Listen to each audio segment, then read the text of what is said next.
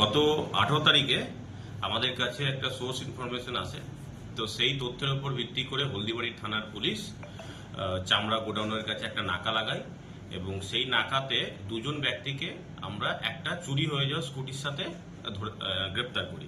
সেই দুজন ব্যক্তির নাম হলো বিকাশ হাজরা, যার বাড়ি কোতোয়ালি থানা জলপাইগুড়িতে, এবং অপরজন হলো গোপাল মণ্ডল, যার বাড়ি হলদিবাড়িতে কুচবিহারে। তো এদের দুজনকে আমরা ওই চুরি হয়ে যাওয়া স্কুটিটা ধরার পরে একটা কেস রেজিস্টার করি হলদিবাড়ি থানাতে, এবং তাদেরকে 4 দিনের পুলিশ রিমান্ডে নেওয়া হয়। সেই রিমান্ড পিরিয়ডে তাদেরকে আমরা জিজ্ঞাসাবাদ করি এবং সেই জিজ্ঞাসাবাদ করে আমরা টোটাল এখনো পর্যন্ত 6খানা হারিয়ে যাওয়া মোটর বাইক রিকভার করেছি।